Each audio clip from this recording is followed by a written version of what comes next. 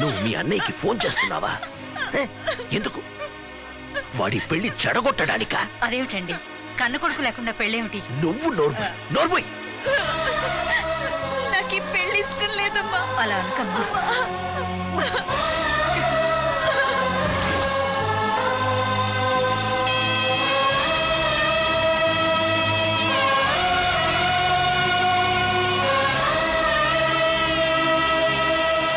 I'm sorry Surya, I'm really sorry.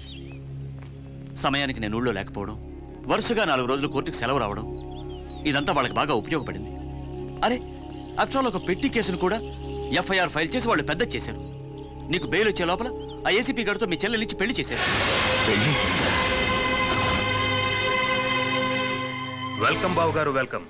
నా చెల్లి పెళ్లి నచ్చినోడితో చేస్తాను, చచ్చినోడితో చేస్తాను అని చాలా కబుర్లు చెప్పారు. It's okay. మా వాళ్ళకి మరీ చెప్పాను. మర్యాదలన్నీ బాగా చేశారా?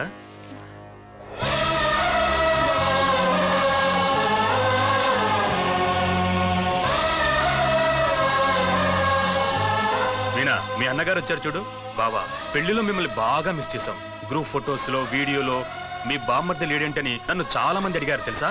ఏరా సూర్య, ఎలా ఉన్నావు? నేనేమైపోతే ఏంటమ్మా, కావలసిన వాళ్ళంతా దగ్గరుండి మరీ దానికి అన్యాయం చేశారు కదా. ఏంట్రా అన్యాయం? లక్షణంగా పెళ్లి చేయడమా? ఈ పెళ్ళెంత లక్షణంగా జరిగిందో దాన్ని చూస్తేనే తెలుస్తోంది.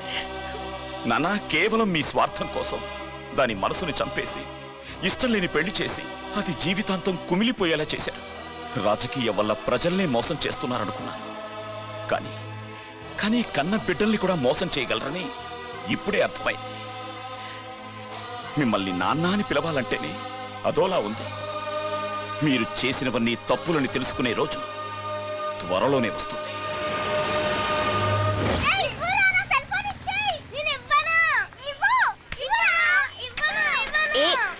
ఏంట్రా గొడవ? నీకు ఈ ఫోన్ ఎక్కడిది? ఈ రోజు పొద్దున పాత సామాన్లు తీస్తుంటే దొరికిందమ్మా. ప్రిన్సిపల్ సార్కి ఇద్దాం కదా అని దాచిపెట్టాను. ఈలోగా మా పిల్లలు పట్టుకొచ్చారు.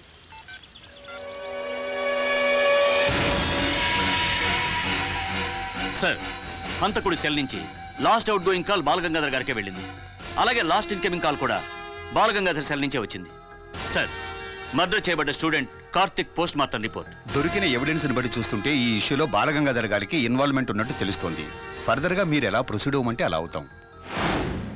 సూర్య, ఇప్పుడు ఏం చేద్దాం? Is your father. సార్, ఇంత ఘోరం చేసింది మా ఫాదర్ అని తెలిసి నేను చాలా బాధపడుతున్నాను. పదవిలో ఉన్నాం కదా, మనం ఏం చేసినా చెల్లిపోతుందని అనుకునే వాళ్ళని క్షమించకూడదు సార్. ఇలాంటి వాళ్ళని శిక్షించకుండా వదిలేస్తే చచ్చేంత వరకు మళ్ళీ తప్పులు చేస్తూనే ఉంటారు. అప్పుడు ప్రజలకు ప్రభుత్వం మీదున్న నమ్మకం పోతుంది. సో చట్ట ప్రకారం మీరేం చేయాలో చేయాలి సార్. మామయ్య స్టేషన్లో అడుగు పెట్టగానే బెయిల్ రావాలి. ఏ చక్రవర్తి, ముందా ఫోన్ కట్ చేయి.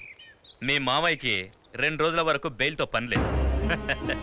అర్థం కాలేదా? నీ కొడుకు సిన్సియారిటీయే నిన్ను సీఎంని చేయబోతుంది. నీ అరెస్టును సాకుగా పెట్టుకుని రాష్ట్రం మొత్తాన్ని అల్లకల్లోలం చేస్తారు.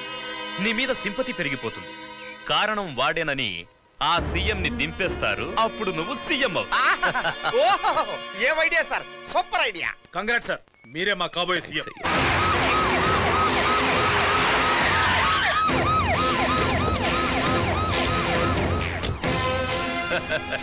బాలగంగాధర్, నిన్ను అరెస్ట్ చేయడానికి నీ అల్లుడు వస్తున్నాడు.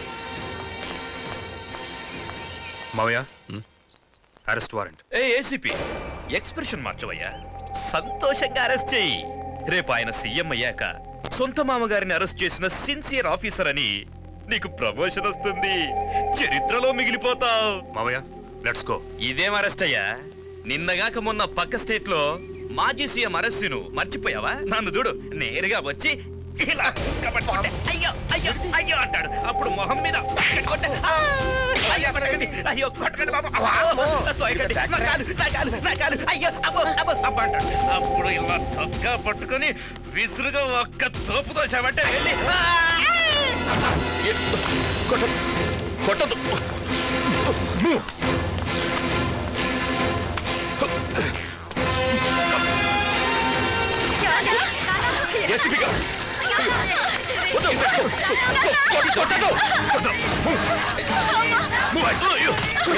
ఇది అన్యాయం. ఏ కోర్టు చెప్పింది మంత్రి గారిని ఇలా అరెస్ట్ చేయమని? సీఎం గారే స్వయంగా చెప్పారు. కానిస్టేబుల్స్,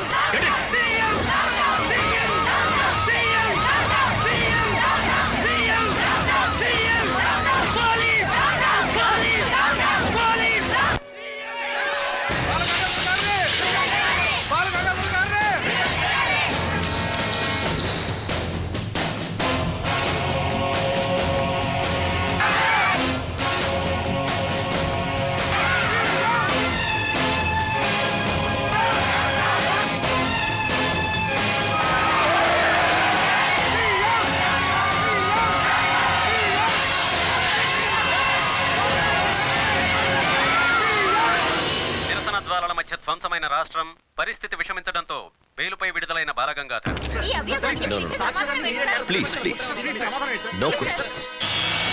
హలో, నేను హరిశ్చంద్ర ప్రసాద్ మాట్లాడుతున్నాను. ఒక నిమిషం మావయ్య. హరిశ్చంద్ర ప్రసాద్ కాబోయే సీఎం అని నీకు ఈ పాటికే అర్థమై ఉండాలి. సీఎం పదవి కోసం నువ్వింత నీచానికి దిగజారుతావని నేను ఎక్స్పెక్ట్ చేయలేదు. ఎక్స్పెక్టేషన్ కి దొరికితే అది రాజకీయం ఎందుకు అవుద్ది? రాష్ట్రంలో రాజకీయ పరిస్థితులు మళ్లీ వేడెక్కుతున్నాయి. రాష్ట్ర ముఖ్యమంత్రి హరిశ్చంద్ర ప్రసాద్ ప్రభుత్వాన్ని డిజాల్వ్ చేస్తున్నట్టు ప్రకటించారు. ఈ రోజు రాజ్ భవన్ లో గవర్నర్ ని కలిసి తన నిర్ణయాన్ని అనుకున్నదొక్కటి అయినది ఒక్కటి బోల్.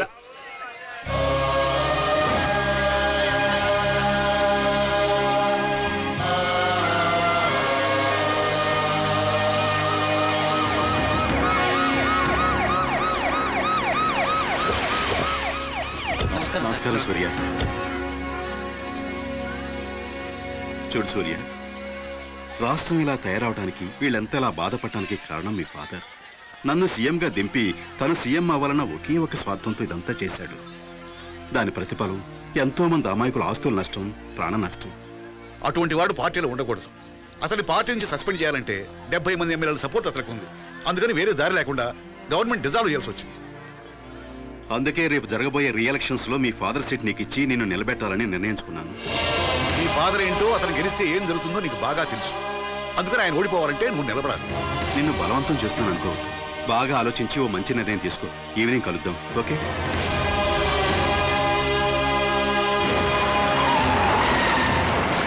అటు ఇటు తేల్చుకోవాలి.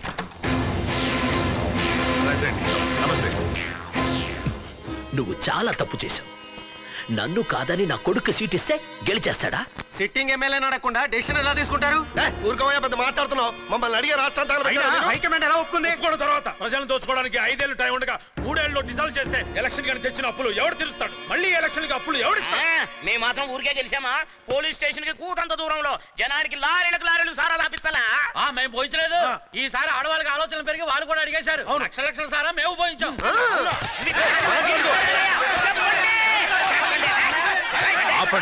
ఆపండి. నన్ను కాదని ఎలా గెలుస్తారో చూద్దాం. అలాగే చూసుకుందాం. ఏమిటి చూసుకునేది? అసలు మీరు గెలుస్తారా? జనం దృష్టిలో మీరు బఫూన్లు అయిపోయారు. ఈసారి ఓట్లు అడగడానికి వెళితే చెప్పులు తీసుకొడతారు. మీ ఇద్దరు ఇక్కడ బిజీగా ఒకళ్ళ వెనకాల ఒకళ్ళు గోతులు తీసుకుంటూ ఉంటే అక్కడ అపోజిషన్ పార్టీ స్ట్రాంగ్ అయి కూర్చుంది. హైకమాండ్ నాకు డబ్బులు పెట్టి పంపించింది. ప్రభుత్వాన్ని రద్దు చేయడానికి మీరెవరు? మీరిద్దరు గొడవలు మానేసి ఒకటే మన పార్టీ ఎలా గెలవాలో ఆలోచించండి. అర్థమైందా? సార్, సీఎం పదవి కోసం మీరిద్దరు హోరాహోరీగా దెబ్బలాడుకున్నారు. ఇప్పుడు ఒకే కొబ్బరి బండలో 2 స్టాల్ వేసుకొని తాగుతున్నారు. ప్రజలు దీన్ని నమ్మమంటారా? చూడమ్మా, బాలగంగాధర్ గారు మా చిరకాలపు మిత్రులు, మా మంత్రివర్యులు. ఆయన మీద ఏవో ఆరోపణలు వచ్చాయని మా ప్రభుత్వాన్ని శంకించకూడదని ఆయన అరెస్ట్ చేశాం. దీన్ని అవకాశంగా తీసుకుని అపోజిషన్ వాళ్ళు మా ఎమ్మెల్యేలను చీలించారు. తప్పనిసరి గవర్నమెంట్ ని డిస్మిస్ చేశారు. మా పార్టీలో మోస్ట్ సీనియర్ మెంబర్ అజాత శత్రు మా అందరికీ కావలసిన వాడు. ఈ బొంగరాల గంగరాజు గారే నెక్స్ట్ సీఎం అనుకుంటున్నాం. To the military cantonment Ranchi. Sir, Varadarajula Surya అనబడే నేను ఇండియన్ ఆర్మీలో బ్రిగేడ్ ఆఫీసర్గా 10 yearsగా పనిచేస్తూ దేశ సేవకై అంకితమై ఉన్నాను. కొన్ని కారణాల వల్ల దేశ బాహ్య భద్రత కంటే దేశంలోని అంతర్గత సమస్యలే సొసైటీని ఎక్కువగా పట్టి పీడిస్తున్నాయని తెలిసి ఎంతో వేదనకు గురయ్యాను. ముందు నా రాష్ట్ర ప్రజల్ని ఎక్స్‌ప్లాయిటేషన్ నుంచి కాపాడుకోవడం ఎంతో అవసరం అనిపించడం వల్ల రాబోయే ఎలక్షన్స్లో ఇండిపెండెంట్గా నిలబడి పోటీ చేయాలని నిర్ణయించుకున్నాను. నేను తీసుకున్న ఈ నిర్ణయాన్ని ఆమోదిస్తూ నా సర్వీస్ ఇంకో 5 years ఉన్నప్పటికీ నాకు వాలంటరీ రిటైర్మెంట్ శాంక్షన్ చేయాల్సిందిగా కోరుతున్నాను.